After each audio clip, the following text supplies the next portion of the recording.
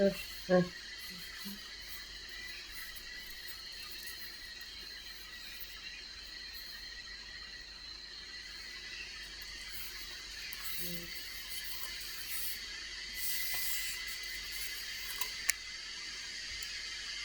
You, thank you, thank you Vimal, Vimal Priya ji, thank you very much. आ, मेरे प्रिय मित्र था धर्मचारी विमल प्रिय जी, जो हमारे मोदी सेंटर के आ, अध्यक्ष भी है, प्रेसिडेंट है। और वैसे वो काफ़ी, जब से मैं यहाँ पे ग्रेटर नोएडा गौतम बुद्ध विश्वविद्यालय में आया हूँ, तब से मेरा उनसे काफ़ी अच्छा परिचय होने के साथ साथ हमारी मित्रता भी काफ़ी गहरी होती जा रही है। थैंक यू वेरी मच आप सभी का, जो भी हमारे संघ से जुड़े हुए हम सभी आ, धर्मचारी धर्मचारिणी और सभी धर्म मित्रों को मेरा प्यार भरा जय भीम, नमो बुद्धाय। और अब आप सभी की शुभकामनाएं मुझे शब्दों में मिली है, और उस शब्द के पीछे आपकी ज़रूर सद्भावना है, उसे मैं समझ सकता हूँ।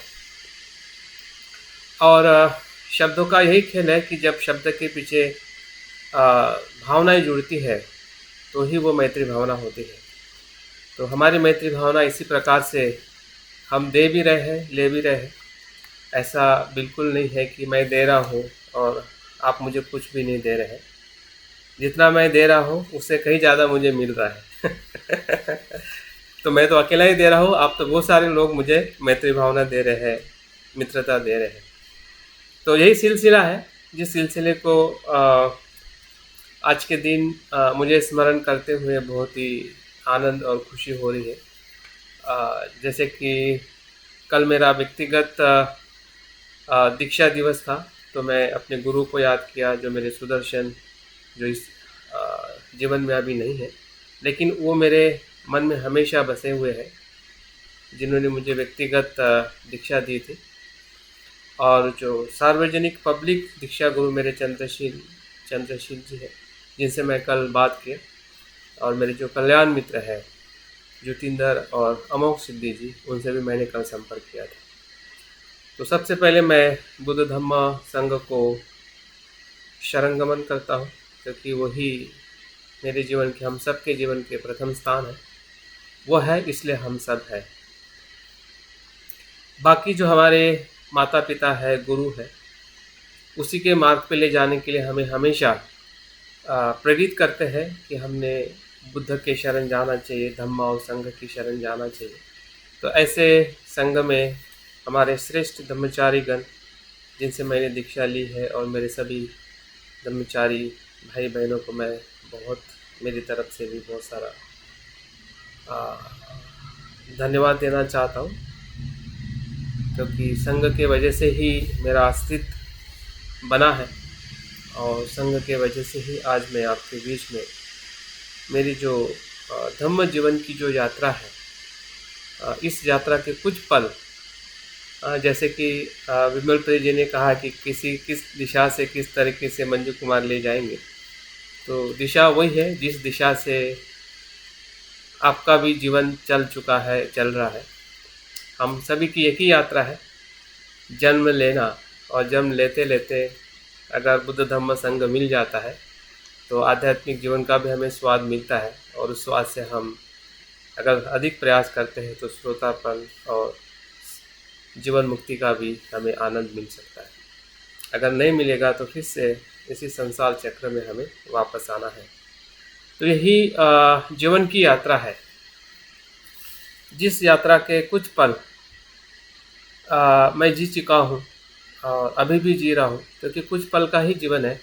भले हम कहते हैं कि जीवन बहुत बचपन से लेके युवानी से लेके बुढ़ापा और मृत्यु तक की हम क्रम में जीवन को बहुत लंबा देखते हैं, लेकिन उस लंबे जीवन का जो पल जो है बहुत ही क्षणिक है। हम एक क्षण के लिए ही जीते हैं, और एक क्षण के में ही हमारा अस्तित्व जो है मृत्यु की तरफ चला जाता है। तो इस यात्रा को कैसे मेरे जीवन में शुरुआत हुई, या जैसे कि हम देख रहे हैं कि आज मैं 16वां आध्यात्मिक दिवस मना रहा हूँ। तो आध्यात्मिक दिवस क्या होता है, और इस आध्यात्मिक दिवस में मैं 16 साल कैसे बिता चुका हूँ। हर एक साल मेरे जीवन में आ, कैसा परिवर्तन, कैसी चुनौतियाँ लेके आया है। और साथ साथ में 16 साल के पहले का भी जीवन उतना ही महत्व का है, क्योंकि अगर पूर्व का जीवन नहीं होता तो जो 16 साल का मैं जीवन जिया हूँ वो भी संभव नहीं होता। तो उन सभी जीवन के कुछ पल को मैं आपके बीच में आ, स्थापित करने वाला हूँ, बताने वाला हूँ। और हो सकता है कि इसी यात्रा के दरमियान जो कुछ मैं जीवन जिया हूँ, अच्छा बुरा, या जिसे हम कह सकते हैं कि एक मिश्र अवस्था का भी जीवन आता है, जो आध्यात्मिक समाज के अर्थ में हम अभ्यास कर चुके हैं कि सांसारिक जीवन होता है, कुशल भी होता है, कुशल भी होता है, सम्मिश्रित भी होता है। तो इस सभी अवस्था में हम सभी जीते हैं। ऐसा नहीं है कि मेरा जीवन ही आप लोगों से अलग है, श्रेष्ठ है। हाँ, कुछ पल, कुछ समय मैं अच्छे पल में जी लेता हूँ, लेकिन आपके पास में भी ऐसे पल ज़रूर होंगे कि जो आपको प्रेरित किए हैं या कर रहे हैं, कि जिस प्रेरणा से हम आगे बढ़ते जा रहे हैं। तो उसकी शुरुआत अगर मैं अपने जीवन में मैं देखता हूँ, तो जैसे कि 2006 13 मई को मेरा आध्यात्मिक जन्म हुआ, जिसे हम आध्यात्मिक पुनर्जन्म कहते हैं। बनते कहते हैं कि दीक्षा जो है एक प्रकार का मृत्यु और जन्म है। तो किसका मृत्यु और किसका जन्म? तो मृत्यु संसारिक जो स्व जो है, संसार की जो आसक्ति है, उसका मृत्यु होता है। और आध्यात्मिक जन्म मतलब अनासक्ति या करुणा के जीवन में हम प्रवेश करते हैं। तो ऐसे जीवन का कहीं न कहीं प्रारंभ 16 साल पहले, जब मैं मित्र से ब्रह्मचारी बना, और ब्रह्मचारी होने के साथ मेरा जो आध्यात्मिक प्रवास, जो मैंने भाजा केंद्र से दीक्षा लेकर मैंने शुरुआत किया है। तो वो शुरुआत के पीछे भी बहुत सारी जीवन की घटना है, बहुत सारा जीवन छुपा हुआ है। और उसके बाद में भी जो कुछ समय में यहाँ पे आने के पहले, अगर मैं यहाँ की बात करता हूँ उत्तर भारत की, तो 10 साल के पहले, 10 साल मेरे यहाँ पे पूर्ण हो चुके हैं। तो 10 साल पहले का मेरा जो जीवन है वो भी किस प्रकार से मैंने बिताया है, हर एक बात करना बड़ा मुश्किल है, लेकिन कुछ बातों को ज़रूर मैं आपके बीच में रखना चाहूँगा, ताकि मैं आपके साथ और आप मेरे साथ एक मैत्री का संबंध जो है, या एक दूसरे को जानने की जो सच्चाई जो है, कि हम एक दूसरे को जानते हैं, तो उसकी जानकारी भी हमारे पास में होनी चाहिए। और जानकारी के साथ उनके प्रति हमारी सद्भावना है, कृतज्ञता है, मैत्री भी होनी चाहिए।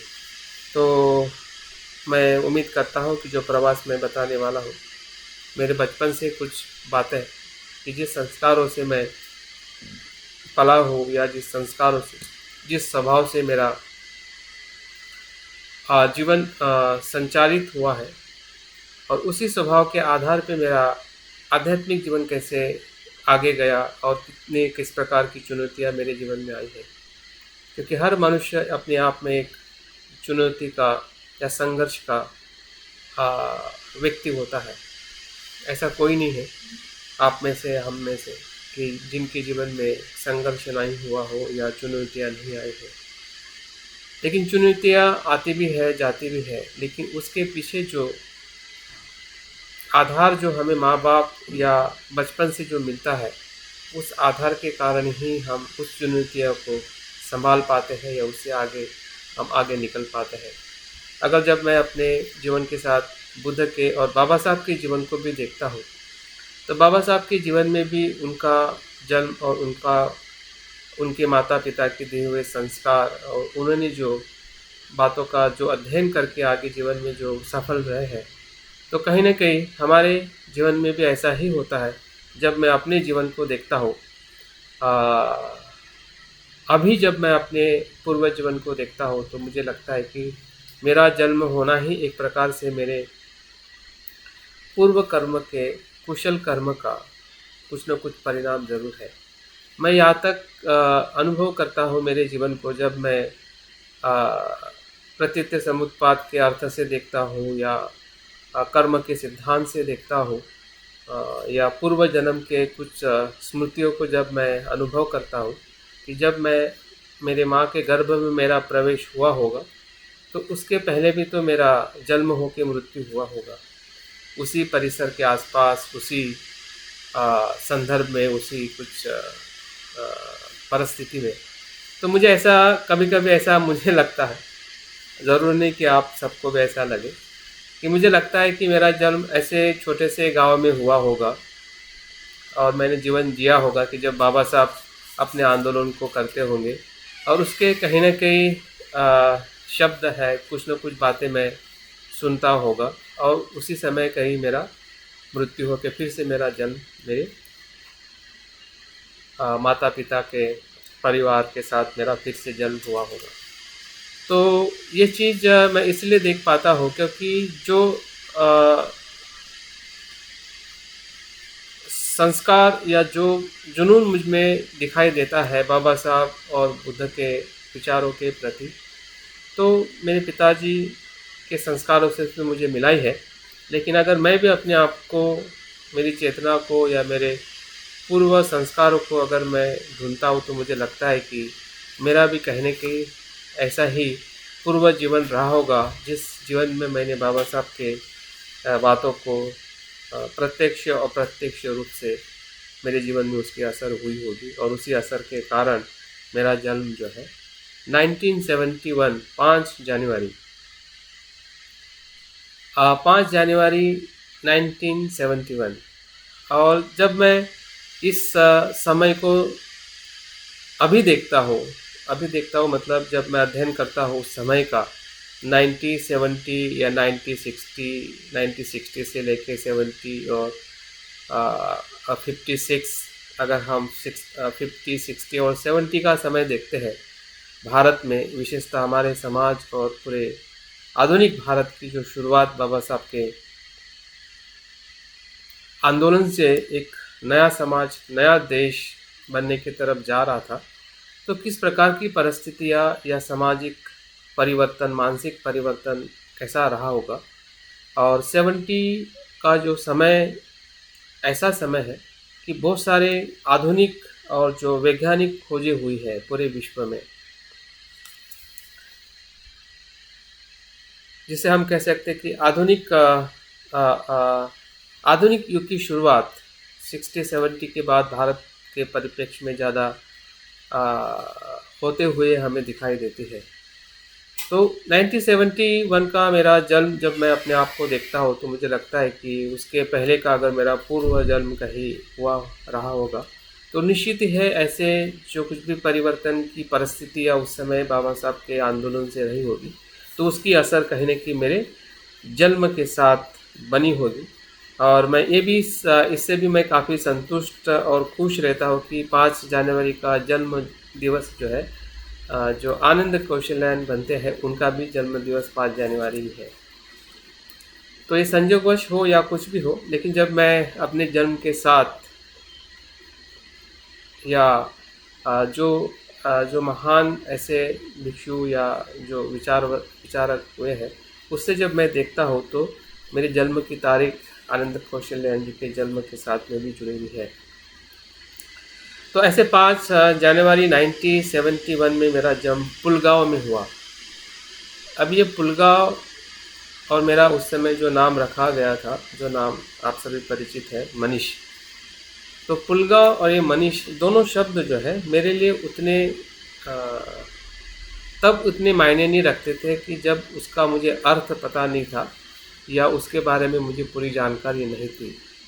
हाँ, तब मुझे लगता था कि पुलगांव ऐसा भी कोई गांव होता है। हाँ, कभी कभी हमें अपने गांव का ही नाम लेना शर्म लगता है, हमारा खुद का भी अगर नाम अगर हमें अच्छा नहीं लगता है तो हमें नाम भी पसंद नहीं आता है। लेकिन जैसे जैसे मैं इस पुलगांव के बारे में जाना समझा और मेरे नाम के अर्थों को भी जब मैंने जाना समझा, तब मुझे लगा कि नहीं, पुलगांव इतना पवित्र स्थल है। अभी पवित्र इसलिए नहीं कि मेरा जन्म वहाँ पे हुआ है, बल्कि पवित्र स्थल इसलिए है कि जब मुझे पढ़ने में और उसके बारे में जब पता चला कि बाबा साहब 1954 में पुलगांव में आए थे, और संयोगवश नहीं, ऐसा कह सकते हैं कि वो मेरे इतने क्लोज कैसे रहे होंगे अगर मैं उस समय मेरा जन्म नहीं हुआ था। लेकिन बाबा साहब वहाँ पे आकर बुद्ध विहार का शिलान्यास या बुद्ध विहार को बांधने के लिए वहाँ पे वो पत्थर रख के गए थे, और उसी के बगल में मेरा मकान है। जिस बुद्ध विहार की स्थापना बाद में फिर 1956 के बाद में उसका निर्माण किया गया, और उसी बुद्ध विहार में मेरा पूरा बचपन गया है। मेरा खेलना मतलब विहार में जाके स्टैचू के, बाबा साहब के स्टैचू के पीछे छूटना या बुद्ध की प्रतिमा के पीछे छूटना, या मेरा पूरा बचपन जो है उसी बुद्ध विहार में गया है। और वो जब मैं अभी स्मरण करता हूँ तो मुझे बहुत खुशी और आनंद मिलता है कि मेरा बचपन बुद्ध विहार के आसपास जिस जगह पे बाबा साहब आके, जिनके चरण जिसे हम बोधिसत्व कहते हैं, उस जिस बोधिसत्व को मैंने आँखों से नहीं देखा है लेकिन मन से ज़रूर उनको छुआ है। और ये मेरी स्मृति मैं इसलिए बताना चाहता हूँ कि हमने भी अपने जन्म को उस प्रकार से देखना चाहिए, क्योंकि जन्म से ही हम आगे हमारी प्रेरणा जो है वो और विकसित होती है।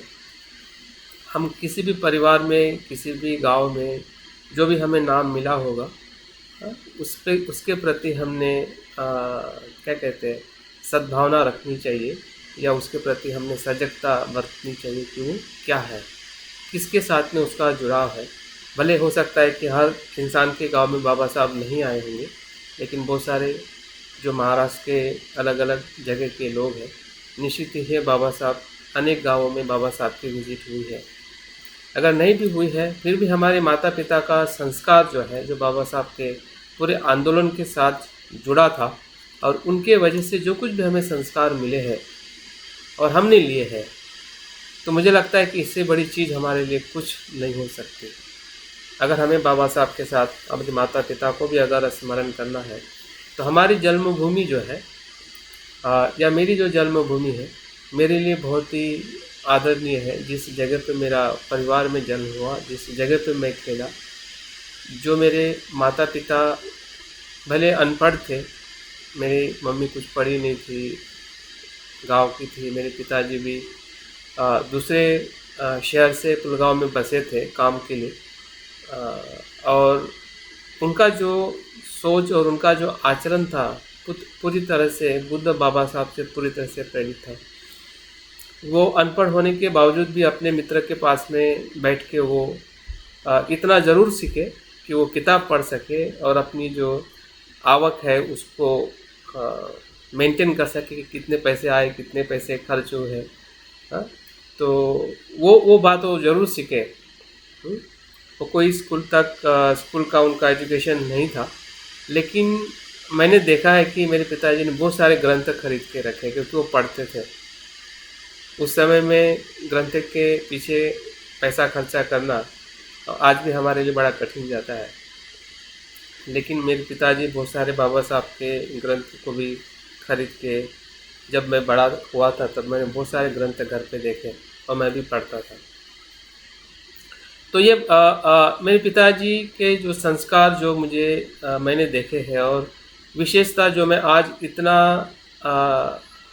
बौद्धिक होने के साथ साथ में भी धार्मिक हूँ, तो उसकी वजह मेरे माता पिता है।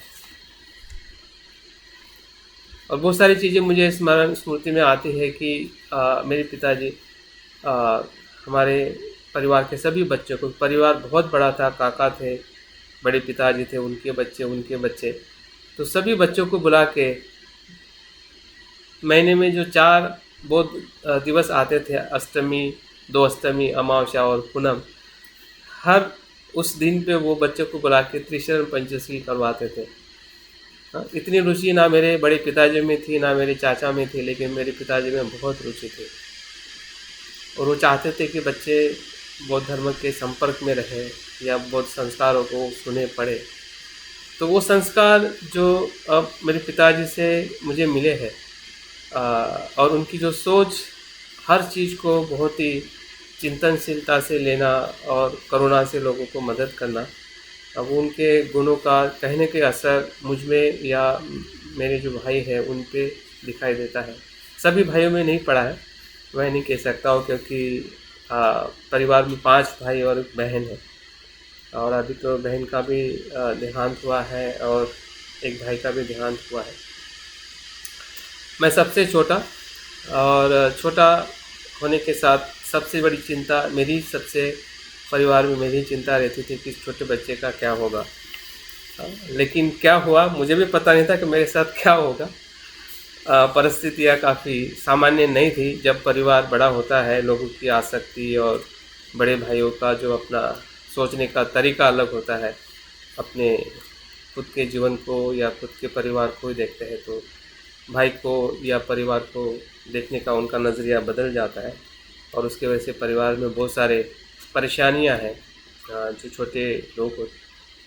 छोटे भाई होते हैं या जो भी परिवार में होते हैं, उनके लिए काफ़ी दिक्कतें निर्माण होती हैं। तो इस प्रकार से मुझे जो कुछ भी मिला है, मेरे माता पिता से जो संस्कार मिले हैं, और मैंने देखा है कि उसमें मेरा भी कुछ स्वयं का जो स्वभाव जब मैं देखता हूँ कि मैं कैसे था, तो 2-3 बातें मुझे क्लिक होती है। एक तो मैं बहुत शाय था। शाय का मतलब बहुत ही मैं शर्मिला था। मैं बात नहीं कर सकता था और मुझे बात करना अच्छा नहीं लगता था। क्यों? जब मैं तब भी मुझे फ़ील होता है कि एक प्रकार का एक गिल्टी फीलिंग जो है, कास्ट का गिल्टी फीलिंग मैं काफ़ी फ़ील करता था कि मैं जिस कास्ट से बिलॉन्ग हूँ, वो कास्ट का कहीं न कहीं सोसाइटी में से या जहाँ से भी मुझे जानकारी मिलती थी या पढ़ने में आता था या कुछ समझ में आता था, तो कहीं न कहीं वो गिल्टी फीलिंग हमेशा मेरे साथ में बचपन से स्कूलों में जहाँ पर भी मैं पढ़ा, तो हमेशा मुझे वो मतलब क्या कहते हैं कि वो मेरी इमोशंस, वो थॉट्स को काफ़ी ब्रेक करती थी कि मैं ज़्यादा बड़ा नहीं हो सकता हूँ, मुझे ऐसा ही एक्सेप्ट करना। तो वो गिल्टी फीलिंग की जो इम्प्रेशन जो है, और जातिवाद का जो रूट कॉज जो सुनने पढ़ने में आता था कि ब्राह्मण लोगों के वजह से सब कुछ हुआ है, तो उनके प्रति द्वेष भावना बहुत, मतलब ऐसा कह सकते कि एक्सट्रीम बढ़ती जा रही थी या बढ़ चुकी थी। जैसे जैसे मैं बड़ा होते गया, वैसे वैसी जो हेट्रेड जो है,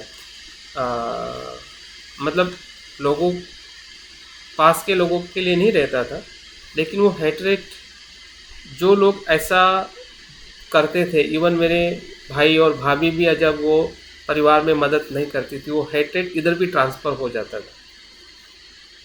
तो वो गुस्सा जो है, मतलब फिर वो भाई हो या भाभी हो या जो भी ऐसे जो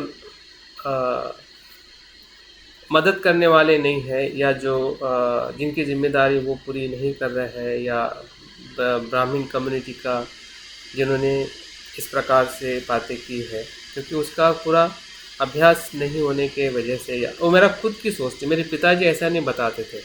मेरे पिताजी तो हर बात अपने बुद्धिज़्म और इन सभी विचारों से वो बताते थे, लेकिन जो मेरा व्यक्तिगत जो इंटरप्रिटेशन कह सकते हैं, या मेरा व्यक्तिगत जो नेचर जो मुझे मैं समझ पा रहा हूँ या समझ पा रहा था, तो उस पर मैं इसलिए बता रहा हूँ कि मैंने उस पर कैसे काम किया जब मैं संघ में आया।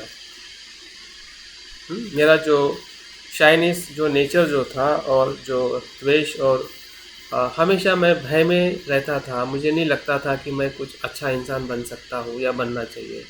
मेरा कोई मोटो नहीं था कि मुझे कुछ बनना है। इवन मेरे एजुकेशन कैरियर में भी मैं ऐसा कभी नहीं सोचा बचपन से। मैं इतना ही सोचता था कि मेरा लाइफ मुझे जहाँ लेके जाएगा वहाँ पे चला जाऊँगा। अगर मेरा लाइफ अगर रॉन्ग वे से मुझे कोई लेके जाएगा या परिस्थिति ऐसी आएगी, तो मैं मेरा लाइफ भी ऐसे ही मैं स्पेंड करूँगा, या कोई अच्छा हो जाता है तो ठीक है। ये मेरा खुद का इंटरप्रिटेशन था। लेकिन जो कंडीशन जो मुझे मिली थी मेरे पिताजी और मेरे बुद्धिस्ट कल्चर से, तो वो कंडीशन में इस थॉट से कैसे डाइवर्ट कर देती और उस और प्रॉपर कंडीशन के तरफ ले जा रही थी। इसलिए मैं दोनों बातें, मेरा खुद की सोच क्या थी, मैं क्या खुद सोचता था अपने जीवन के एक उद्देश्य को लेकर, या और उस समय मुझे पॉजिटिव कंडीशन वो कैसे मुझे बाद में सपोर्टिव बनी होगी, और किस प्रकार से फिर मैंने बातों को देखा और मेरे लाइफ में चेंजेस होने लगे। तो जैसे जैसे मैं बड़ा हुआ और कुछ परिस्थितियाँ काफ़ी अप डाउन परिवार में या मेरे लाइफ में होने लगी, तो सबसे बड़ी मेरे लाइफ में अगर कुछ दुखद घटना मेरे लाइफ में थी कि मैं सेकंड ईयर में पढ़ने के एकदम पास में था, मेरे एग्ज़ाम होने वाले थे और मेरे पिताजी का देहांत हुआ। और उसी समय दूसरी कंडीशन पॉजिटिव मेरे पास में थी। उसी महीने के दरमियान मैं विपश्यना मेडिटेशन भी करना सीख गया था। जो विहार था, उसी विहार में एक शिविर लगा था 20-10 दिन का, मॉर्निंग और इवनिंग विपश्यना मेडिटेशन। मेरी उम्र तब करीबन 18-19 साल थी, 19 साल के आसपास थी। मेरे पिताजी एकदम लास्ट स्टेप में थे और मैं मेडिटेशन के लिए जाता था। तो मेरी पढ़ाई भी थी, मुझे पढ़ाई भी करनी थी, और मेरे दूसरे भाई मेरे पिताजी की केयर कर रहे थे, और मैं रेगुलर मेडिटेशन सीख रहा था और कर रहा था। तो वो मेडिटेशन का जो सपोर्ट जो है, मुझे लगता है कि मेरे पिताजी के देहांत को एक्सेप्ट करने में और मेरी उस समय की जो आने वाली चुनौती जो है, एग्ज़ाम दे के मेरी लाइफ को एक टर्निंग देना, हाँ, ये सभी चीज़ें कहीं ना कहीं वो कंडीशनल थी कि अगर वो मेडिटेशन रिट्रीट अगर मैं नहीं करता तो शायद मैं वहीं से ड्रॉप कर लेता मेरी पढ़ाई, और शायद मैं यहाँ पे आज नहीं बैठ पाता। क्योंकि ऐसी परिस्थितियाँ हमारे परिवार में मैंने खुद देखी थी। मेरे जो कज़िन ब्रदर है, उनके पिताजी का भी 1 साल पहले डेथ हुआ था, वो भी पढ़ने के समय में ही, और उसने ड्रॉप कर दिया था, वो आगे पढ़ ही नहीं पाया क्योंकि उसकी भी इच्छा नहीं हुई और फिर घर वालों ने भी उसको ऐसा मोटिवेट नहीं किया। तो कहीं ना कहीं मेरे माइंड में भी वही चल रहा था कि मेरे बड़े कज़िन भाई ने किया तो मुझे भी करने में कोई प्रॉब्लम नहीं होगा। लेकिन जो स्पिरिचुअल जो मुझे एक सपोर्ट मिला और उसको मैंने किया, तो उससे मेरी पढ़ाई काफ़ी अच्छी हुई, इतनी अच्छी हुई कि उसको मैं बयान नहीं कर सकता हूँ कि हर चीज़ मुझे समझ में आ जाती थी। जो भी मैं पढ़ रहा था या जो मेरा स्टडी था ऑलमोस्ट हो चुका था।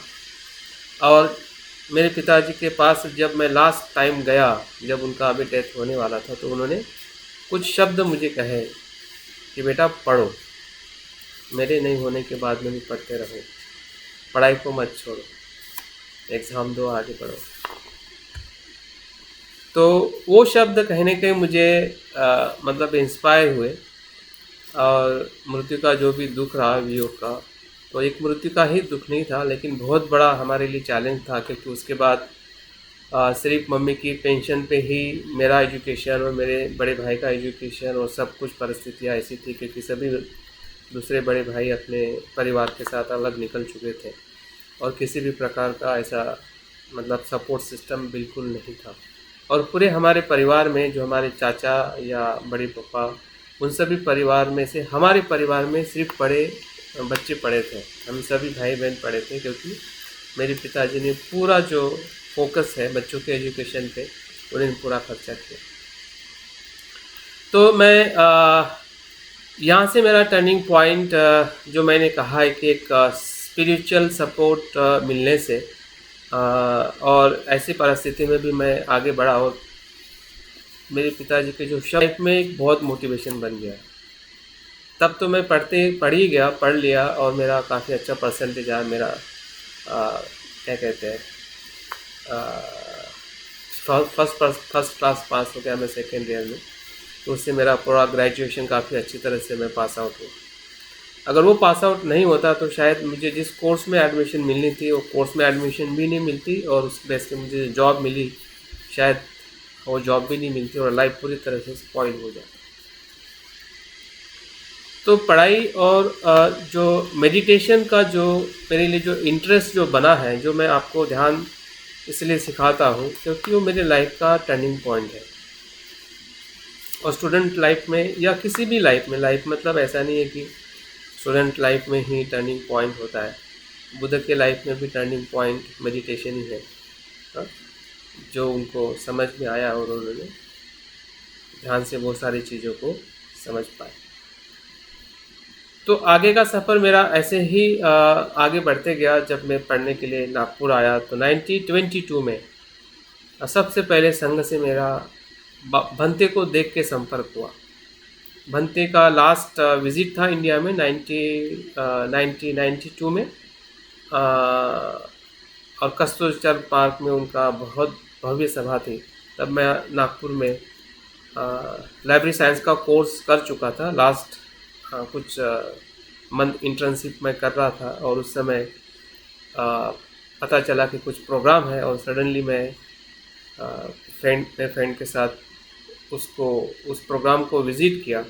और उस समय जब मैं लोगों को देखा, वो देख के मुझ में लगा कि ये कुछ तो भी संघ है, कि जो संघ इतनी मात्रा में बाबा साहब और धम्म के कार्य को आगे बढ़ा रहा है।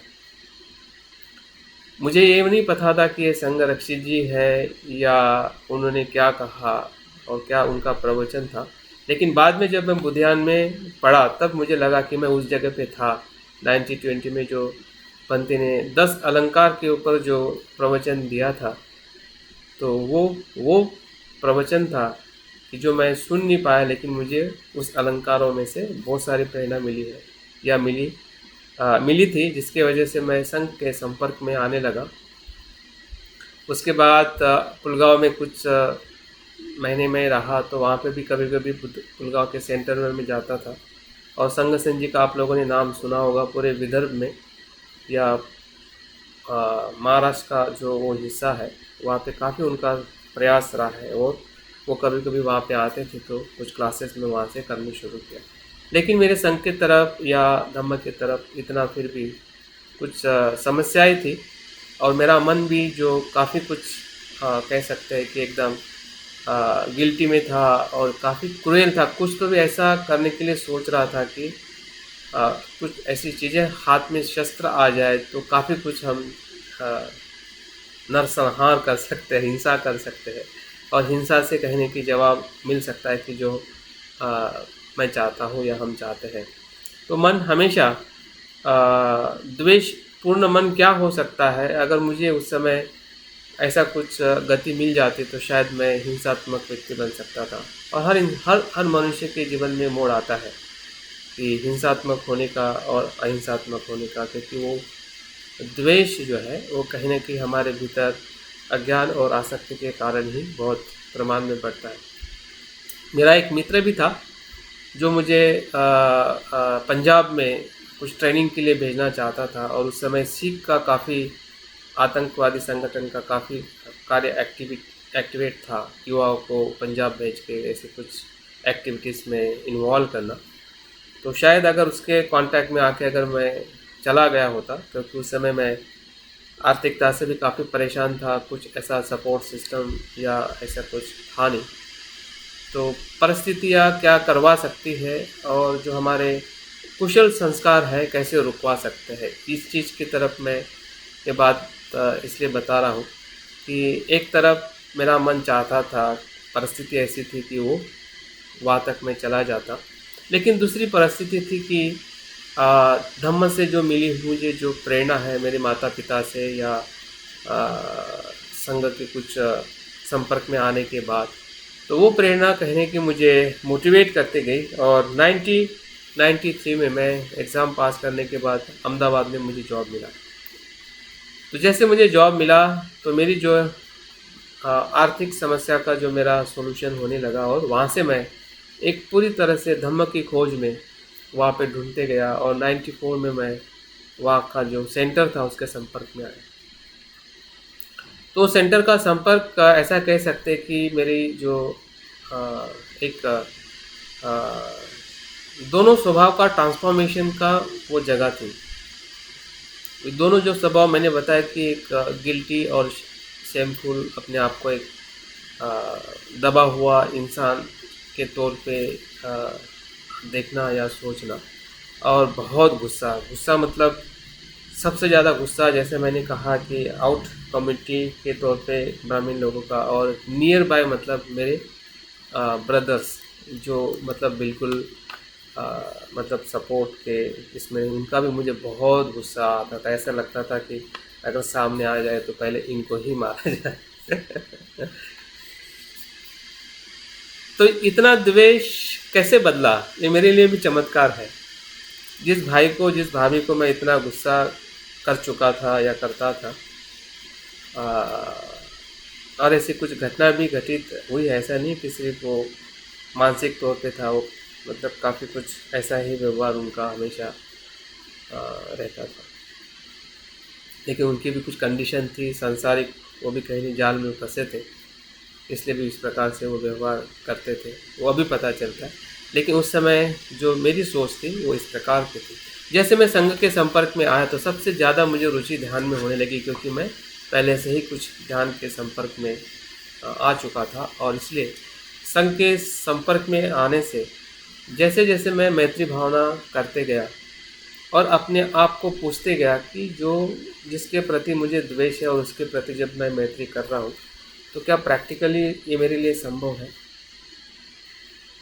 तो मेरा भाई वहीं पे था जिसके प्रति मुझे बहुत द्वेष आता था, तो मैंने धीरे धीरे उनको मिलना शुरू किया और मेरी मैत्री को चैलेंज देने लगा कि क्या जब मैं मैत्री करता हूँ तो मैं, क्या मेरे भाई भाभी और जो जिसके प्रति भी मुझे द्वेष आता है, क्या उन लोगों के प्रति मैं मैत्रीपूर्ण रह सकता हूँ। और धीरे धीरे मैंने देखा कि ये बदलाव पूरी तरह से होने लगा। जिन ब्राह्मणों से मुझे गुस्सा आता था, ऐसे मेरे ब्राह्मण मित्र बनने लगे, मैं मित्र बनाया, उनके संपर्क में आया, वो मेरे संपर्क में आए। तो ये मैत्री का जो इन एक्शन, जब मैं मैत्री भावना को उस लेवल पे मैं लेके आया, और मुझे जो एक्सपीरियंस होते थे जब मैं मैत्री भावना करता था मेरे ब्रेन में, मेरे हृदय में, या मैं अपने स्वभाव को मैं देख रहा था कि अगर ये द्वेष अगर ना बदले तो ये कितनी बड़ी मेरी और सभी लोगों की हानि कर सकता है, और ये मैत्री भावना किस प्रकार से मुझे मदद करती है और मैंने उसकी मदद कैसी लेनी चाहिए, ये चीज़ मैंने ध्यान से सीखी। और ध्यान को मैंने काफ़ी एक अपना मित्र के तौर पे, और उसकी जो मेरी रुचि थी ध्यान करने की, ध्यान का अभ्यास करने की, ध्यान की डायरिया मेंटेन करने की, बहुत सारी डायरिया मैंने मेंटेन की है। मेरा एक ही काम था कि अपने मन के बारे में हमेशा विश्लेषण करते रहना, जो भी मानसिकता हो, अच्छी हो बुरी हो, ताकि मैं उसको और फिर से परीक्षण कर सकूं, देख सकूं कि मैं, मेरा बदलाव कहाँ पे और कैसे हो रहा है और क्यों नहीं हो रहा है। तो वो एक सखोलता सेंटर, और सेंटर की जो कम्युनिटी थी 94 से 95 में मैं मित्र बना, फिर 95 96 1.5 से 2 साल तक कम्युनिटी में रहा। तो 1.5 से 2 साल का जो मेरा समय जो था, एक लॉन्ग रिट्रीट के तौर पे मैंने काफ़ी अच्छी तरह से एंजॉय किया। एंजॉय करने का मतलब उसमें मेडिटेशन, स्टडी और कम्युनिकेशन और मित्रता, इन 3-4 बातों पे मैं काफ़ी उस पे मैंने काम किया अपने आप। और वहाँ के जो भी मित्र थे, ब्रह्मचारी थे, मित्र थे, उन्होंने भी बहुत ही अच्छी तरह से मुझे मदद की और मैंने उनसे मदद ली। तो ये जो बदलाव जो है, जैसे हम प्रतीत समुत्पाद को देखते हैं कि कुछ कारण होता है हमारे कुशल और अकुशल का, और उसके साथ में कंडीशन होती है।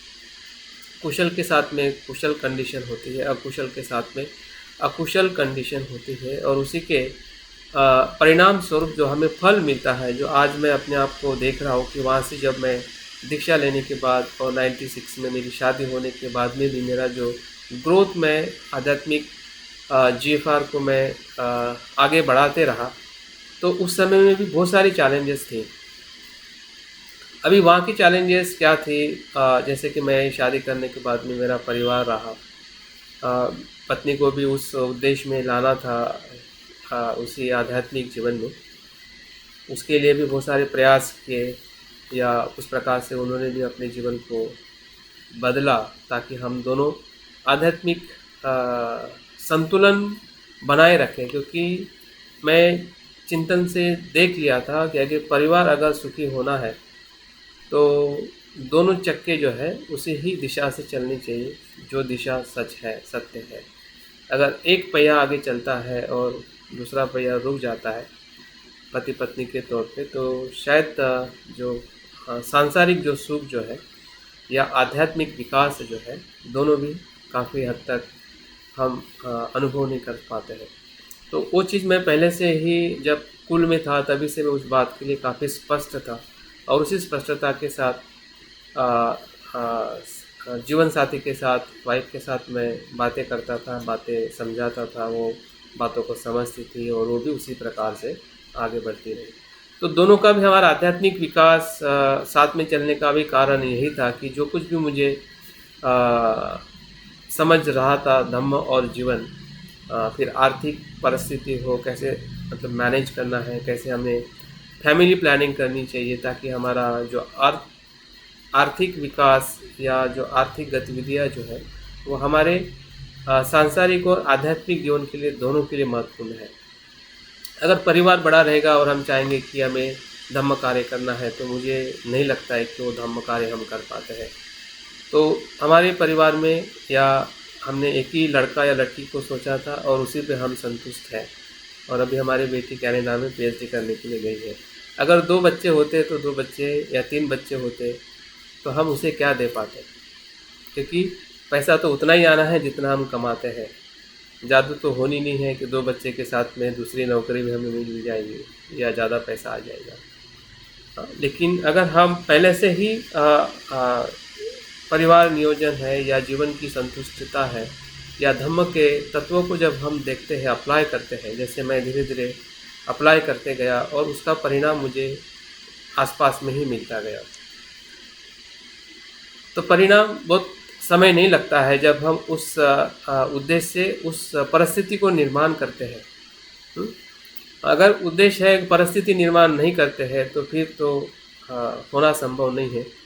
सिर्फ हमारी इच्छा होती है, लेकिन उस इच्छा के साथ हम अगर आगे उस प्रकार की परिस्थिति को निर्माण नहीं करते हैं तो वो बातें हमारे जीवन में फिर वो सिर्फ इच्छा ही रहती कि हाँ मैंने ऐसा सोचा था लेकिन मैं नहीं कर पाया, क्योंकि मेरे माता पिता ने कहा कि मुझे लड़के के बाद में लड़की चाहिए, लड़की के बाद में लड़का चाहिए। आध्यात्मिक जीवन के संघर्ष में तो व्यक्तिगत सभी के संघर्ष एक जैसे ही है कि जब हम ध्यान करते तो निवारण आते हैं, या अनेक प्रकार की जो हमारी मानसिकता अप डाउन होती है, हाँ वो तो सामान्य हम हर एक जीवन में, हमें हर एक मनुष्य के जीवन में वो परिस्थिति चलती है। लेकिन जो बाह्य परिस्थिति है, जो हमारे सेंटर्स है, ऑर्डर मेंबर है, हाँ वहाँ की भी चुनौती जो है हमारे पूरे आध्यात्मिक जीवन को डिस्ट्रॉय कर देती है या सपोर्ट कर देती है।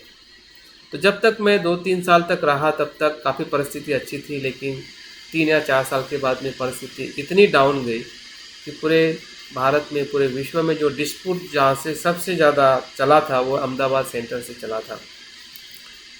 और अहमदाबाद सेंटर का जो डिस्प्यूट रहा ऑर्डर में भी, और उसके बाद जो हमारी जो प्रक्रिया चल रही थी जीएफआर की, और उसमें बहुत सारे मित्र डिस्टर्ब हो गए और वो पूरी तरह से आउट ऑफ कांटेक्ट भी हो गए। लेकिन मैं और मेरे साथ में जुड़े हुए जो भी मित्र थे, मैंने अपने आप को संभाला कि नहीं, सेंटर अप डाउन हो सकता है, मानसिकता आगे पीछे हो सकती है, लेकिन मेरा जीवन उस पर डिपेंड नहीं है कि जो परिस्थिति निर्माण हुई है। मेरा जीवन या हम सभी का आध्यात्मिक जीवन जो है, ऐसे परिस्थिति में भी हम कैसे शरण गमन को या खुद के विकास को, जो विकास स्वयं का तो है ही, लेकिन उसमें समाज का भी परिवर्तन है। अगर मैं वहीं से ड्रॉप हो जाता तो शायद मैं आपके बीच में आज बैठा नहीं होता, क्योंकि मेरे बहुत सारे कुछ मित्र हैं, कुछ मित्र को तो संभाल पाए, क्योंकि उसके बाद में हमने अलग अलग प्रकार से धम्म को जीवित रखा। अलग अलग जगह पे हमने क्लासेस लिए, हमने खुद ही मित्र ही मिलते थे और डिस्कशन करते थे, रिपोर्टिंग करते थे। उसमें कोई भी ऑर्डर मेंबर नहीं आ पाते थे क्योंकि वो अपने उसी इशू के अंदर एक दूसरे के साथ अ, अ, बातें या उनका समय बिता लेते थे।